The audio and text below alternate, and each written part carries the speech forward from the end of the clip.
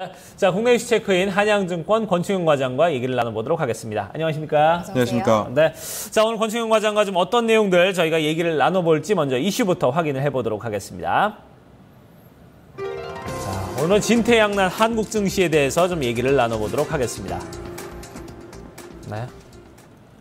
자, 코스피는 외국인들이 괴롭히고 있고 코스닥은 또 기관들이 또 이제 출렁거리고 있는 이런 상황입니다. 어제 이제 글쎄요, 뜻하지 않은 루머 때문에 또 기관들이 갑자기 매도세로 좀 돌아서는 오후 증시부터 이런 모습도 좀 있었는데 전체적으로 좀 어제 증시 리뷰를 좀 한번 해보도록 하죠. 네, 일단은 코스피 같은 경우는 다시 외국인들이 매도세로 좀 거세게 매도세가 나오면서 추가적으로 좀 하락을 했습니다. 그러면서 생각지도 못했던 1,900포인트까지 마저도 좀 위협을 하고 있습니다. 더군다나 전일자 미국장이라든지 유럽 시장 전부 다 좀 큰 폭으로 하락하는 모습을 보이면서 오늘 시장 1,900포인트 아마 좀 깨지지 않겠는가라는 좀 그런 불안감도 좀 조성을 하고 있습니다.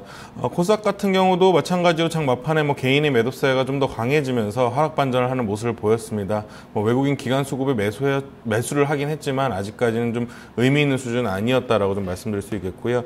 글로벌 증시가 전체적으로 좀 조정폭이 굉장히 좀 심해지는 수준까지 좀 내려오고 있습니다. 미국 금리 인상 우려와 미국 금리 인상 우려로 따른 투자 심리 냉각 같은데요. 중국 위안화 추가 절하 가능성까지 또 대두가 되고 있습니다. 어떤 사람들은 또 한 14%를 타겟으로 내릴 것이다. 그럼 추가적으로 10%까지 더 내릴 수 있다라는 이런 소리까지 굉장히 나오면서 굉장히 불안감을 계속해서 좀 키워가는 모습이 있었습니다. 또 말씀하신 대로 장중에는 주식논부 박영옥 씨의 조사설까지 돌면서 IS 동소등 굉장히 좀 큰 종목에서도 하한가로 진입하는 그런 모습이 나왔습니다. 일단은 장중에는 박영혁 씨 조사설이 아니라고 나왔지만 하한가를 풀지 못하는 모습은 제가 봤을 때는 시장이 굉장히 좀 어려운 모습을 하고 있다. 굉장히 좀 투자 심리가 굉장히 얼어붙어 있다는 것을 반증하는 것이었기 때문에 힘든 시장이 계속되지 않았나 이렇게 좀 생각을 하고 있습니다. 이전 같으면 그런 루머가 있을 때 아니라는 그런 공시가 또 나오게 되면은 금방 또 반등하는 경우가 상당히 많았었거든요. 네. 근데 최근에 보면 그만큼 우리 심리가 굉장히 좀 얼어붙어 있다라고 볼 수가 있을 것 같아요.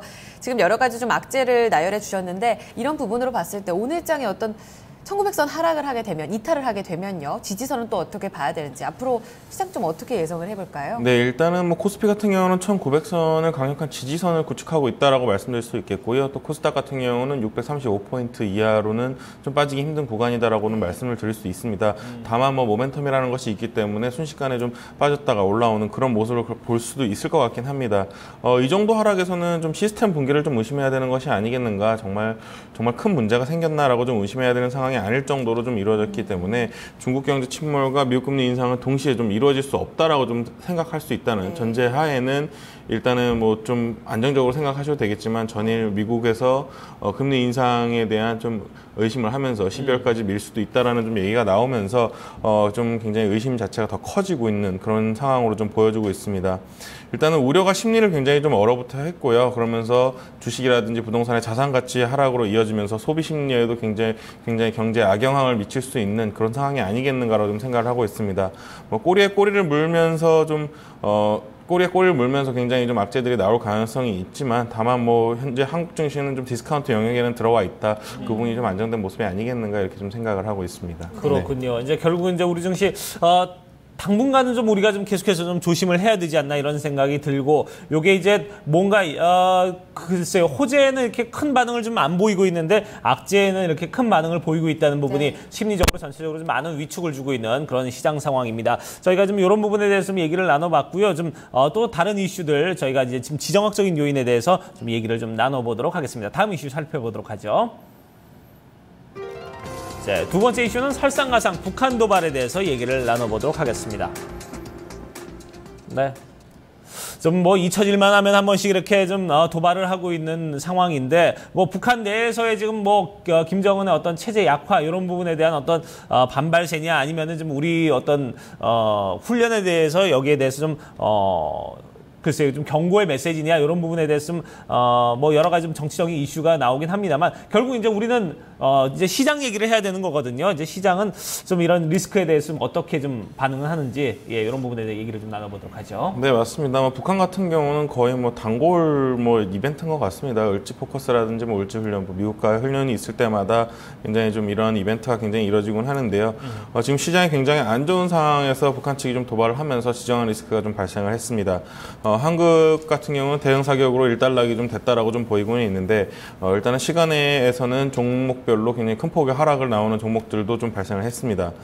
다만 이 부분에 대해서는 오래 가지는 않을 것이다라고 좀 생각을 하고 있고요. 연평도 포격 여파 전부 다 알고 계시겠지만 한 이틀 정도 만에 좀 정리가 됐습니다. 그리고 또 회복이 되는 모습을 봤기 때문에 그 부분보다는 굉장히 좀 제가 봤을 때는 좀 그렇게 큰 폭은 아니겠다라고 좀 생각을 하고 있습니다. 더군다나 전쟁이 난다면은 화폐 가치가 추락을 하기 때문에요. 주식이라든지 현금은 좀 무의미하다라고 좀 생각하시면 될 것 같습니다. 그렇기 때문에 만약에 현금이 있어야면은 주식을 살 수 있는 기회가 되지 않겠나. 보통 이제 지정학적 리스크에서는 그렇게 좀 생각을 하시면 될 것 같은데요. 다만 현재 같은 경우는 시장이 굉장히 좀 큰 폭의 하락 추세에 있기 때문에 이런 지정학적 리스크 또한 굉장히 좀 예민하게 받아들일 가능성이 굉장히 좀 크다라고 좀 생각을 하고 있습니다. 그렇기 때문에 지금 상황에서는 떨어지는 칼을 또 굳이 또 억지로 잡으실 필요는 없겠다. 이렇게 좀 생각을 하고 있습니다. 그러니까 결국은 시장의 어떤 반등 신호를 정확하게 포착하기 전까지는 조금 보수적으로 보자라는 말씀이신 것 같거든요. 지금 거의 악재 정말 설상가상인 것 같아요. 대외적으로도 지금 중국, 미국 그리고 대내적으로는 어제 밤부터 저녁부터 시작해서 오늘 오전에 또 새벽에 소식들이 나오고 있는데 이런 부분들을 봤을 때 대응 전략을 저희가 세우기가 상당히 어려워지거든요.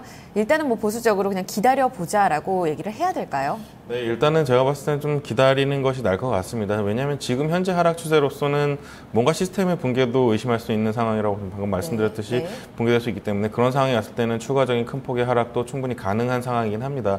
다만 여러 가지 이슈들을 봤을 때는 제가 봤을 때 시그널들을 봤을 때는 그럴 상황은 굉장히 좀 어렵다라고는 생각하지만 이번에 이제 경제를 끌어올리기 위해서 자산 가치를 많이 끌어올렸습니다. 그런데 그 상황에서 자산 가치가 만약에 떨어진다면은 경제가 굉장히 좀 침체 분위기로 갈 수도 있는 상황이기 때문에 그런 상황에서는 좀 조심할 필요도 있다라고 좀 생각을 합니다. 그렇기 때문에 일단은 현금을 좀 많이 보유하시는 게 좋을 것 같고요.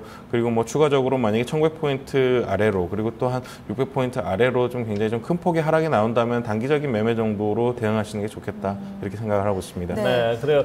그 전에 연평도 포격이라든지 이런 때는 우리 증시가 좀 상승장일 때 이런 어떤 찬물을 끼얹으면서 바로 좀 하락을 했습니다만 그게 하루 이틀 만에 바로 반등을 하는 그런 모습을 보여줬는데 지금은 이렇게 좀 하락장에서 또 이런 이슈가 좀 더해졌기 때문에 이런 부분이 바로 좀 재빨리 반등을 올릴 수 있을까 이런 부분에 대한 의구심은 분명히 있는데 그런 부분에서는 굳이 이제 떨어지고 있는 칼을 잡을 필요는 없는 상황이다. 권충용 과장은 이렇게 얘기를 해주셨고 조금 이제 지켜보자라는 의견 주셨어요. 네, 좀 집요할 수 있겠습니다만 그 반등의 신호라는 게요. 일단 우리가 지금 중국 증시를 상당히 좀 커플링하는 양상도 이어지고 있고요. 미국 증시도 하락할 때는 상당히 또 크게 커플링 현상이 나오잖아요.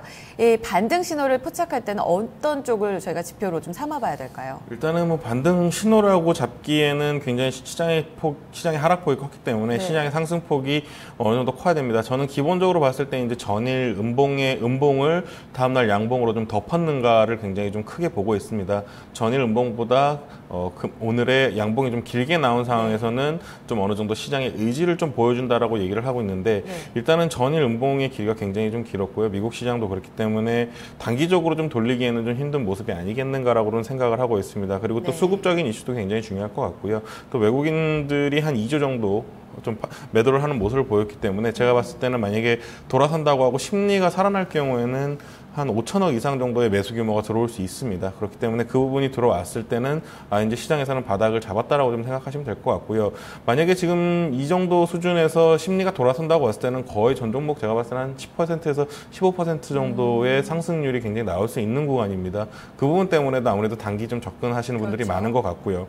물론 저 개인적으로도 좀 그러고는 있습니다만 굉장히 쉽지는 않은 상황이다. 그렇기 때문에 좀 여유 자금 정도로만 운영을 하시면 좋을 것 같고요. 좀 시장은 좀 보수적으로 계속 보셔야 된다라고 좀 말씀드릴 수 있겠습니다. 악재에 민감한 시장이라서 회복력도 상당히 더딥니다. 이런 부분들을 체크하기 위해서는 좀 강력한 수급이 들어줘야 될 텐데 그 수급이 들어올 재료 찾기가 좀 쉽지가 않아 보이는데요. 그런 흐름들 저희가 추가적으로 살펴드리니까요. 오늘 장에서 좀 보수적인 태세로 좀 시장을 바라보자라는 의견도 참고해 주셨으면 좋겠습니다. 국내 이슈 체크인 여기까지 하겠습니다. 한양증권 권충현 과장과 함께했습니다. 감사합니다. 고맙습니다.